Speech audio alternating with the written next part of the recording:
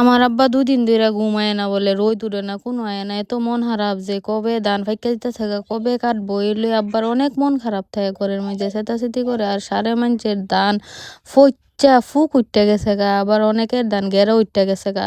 আল্লাহ কি শুরু করলো! এত মানুষের কষ্টের ফসল, অনেকের তো একদম পানি উইঠ্যা সাইরা এই সুবহানাল্লাহ ক্ষেতের মধ্যেই কিন্তু গেরায় পড়ছে। আর এখনের যুগের মেশিন দেখছেন নি?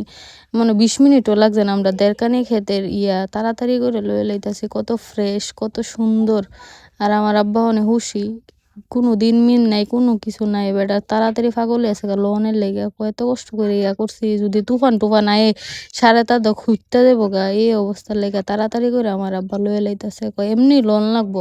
রোদ না উঠলে একটু চুফি দিলে ধান দিয়াম, এইগুলা করে লোন লাগবো। ১০ তারিখ পর্যন্ত বলে বৃষ্টি আইবো। এই লইয়া চিন্তা।